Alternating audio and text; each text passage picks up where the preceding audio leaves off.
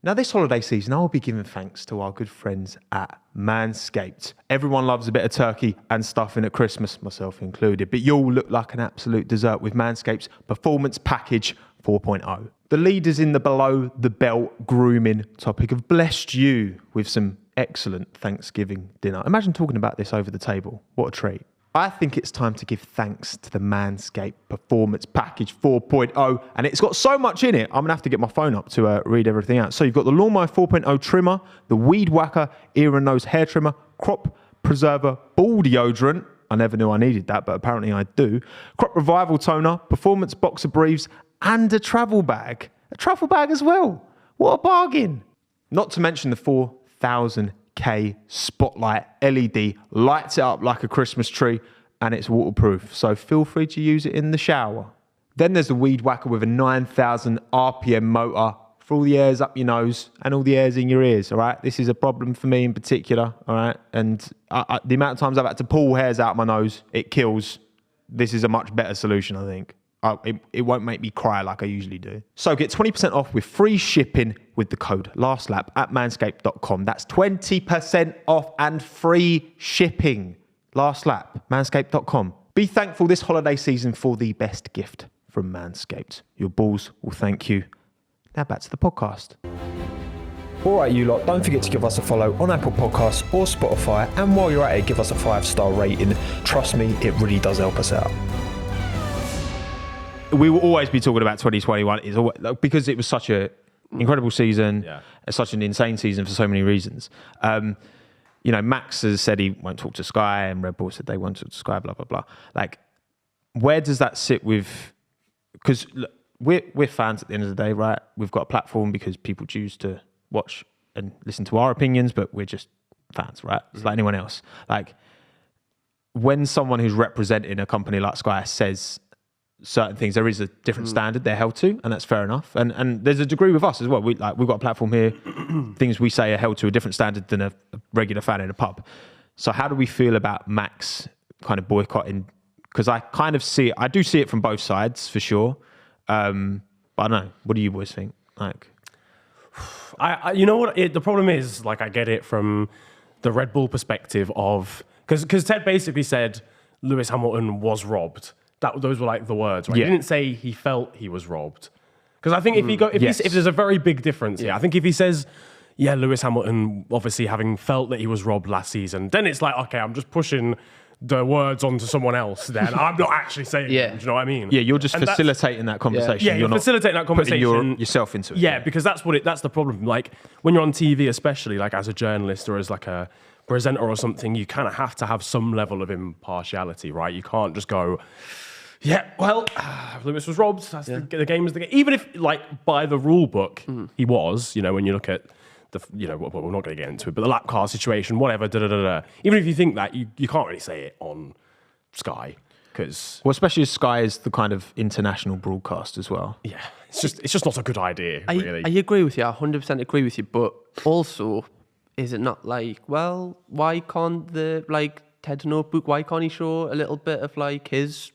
like a tiny bit of his opinion or a little bit of personality? Should you really be shunting him down for that? Because I believe like Ted's stuff does really well on like social content wise, like with YouTube and stuff. Like, do people from YouTube want to see a little bit more of an opinion in the notebook? You know, like that.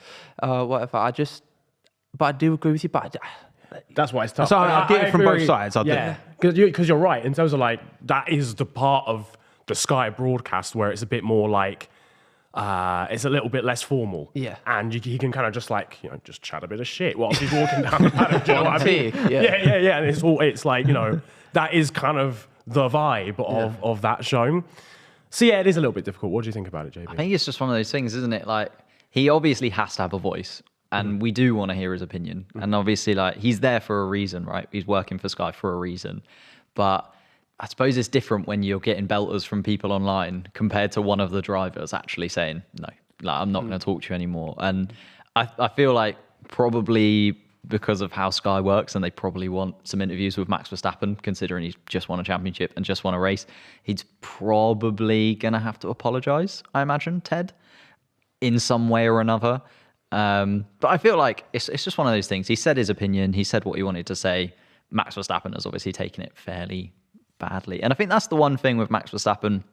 He has such a different mentality on and off the track. Like we touched upon it, right? You said on the track, under pressure, nothing happens. Like he just doesn't change whatsoever. He's just so consistent. We've seen a few times Max Verstappen be, I don't know, a little bit petulant off the track, or maybe just he clearly doesn't enjoy the media side of things. Like he doesn't work with Netflix on the Drive to Survive stuff. If anything, he's just like, okay, that's just another media thing I don't need to do. And like, he's probably just like, I'm out, lads. Yeah. But that's what I think he's, he clearly loves the racing, and all the other stuff that comes with it isn't what you sign up for as a driver coming through the ranks. You're not starting in karting because you want to be interviewed by Ted Kravitz. Like, I'm not going to, come on. Speak for yourself. I was going to say, mate. Yeah, I love Ted. You know what I mean? So it's, I guess, different drivers. Like, I mean, Albon hates the media stuff. Obviously, I had to get an Albon mention in there. He hates the media stuff, but I guess he's obviously not fighting for wins at the front. So, look, it's always going to be, like, it's sport at the end of the day. Like, everyone's got an opinion. Everyone's got a perspective, a view. Drivers are entitled to be upset, and I think people are entitled to... But I guess when it's the whole, like, you know, when people have in their Twitter bio, like, they work for someone, but then, like, these views are my own. Yeah, I mean, it's kind of like that thing. But in real life. Yeah. You know what I mean? Like Ted's allowed to feel that way. He's not the only person who feels that way. A lot of people don't feel that way. But, like, I guess when you're, like, representing Sky, who, again, this is why I kind of have a problem with Sky having the...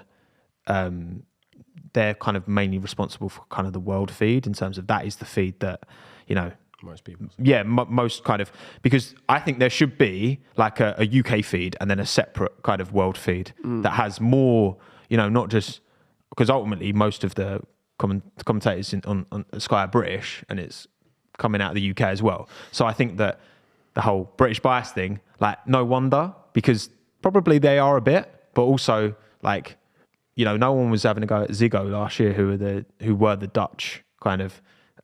They were covering it in the Netherlands. Like, no one would begrudge them for supporting Max. So I think there should be, but then also that shouldn't be the world feed, in my opinion. Yeah, I get that. I guess, like, maybe this the way it's blew up. I don't think it's just off this. I think it's like straw that broke the camel's back. I think it's like a build up of like everything, and I think this tiny comment is just they've just went right. Nah. And obviously all the drama that's been going on, I think it's actually come at a really good time, because they don't have to answer any questions about... That's what it is. Red Bull, it's not a solidarity thing. They're just like... We are just refusing to speak to anyone. There's been about 40 men in like suits just in a boardroom going, this cost cap, we're going to blame it on Ted Kravitz. You make a good point, though, because like, Red Bull have been top of the media talk for what feels like forever now. Like, it seems like every week we are talking about Red Bull in like the Formula One sphere, and all other teams have kind of subsided. So yeah, the fact that they're now just like, nah, we're not going to talk to the media. Well, let's carry on talking about Red Bull. Aston Martin, by the way, because obviously we're going to go on the budget cap. They must be loving their life. Right? Oh yeah, man. Procedural breach. Oh yeah, for a law, no one cares. It's fine. Didn't ask, plus ratio, like, no one cares.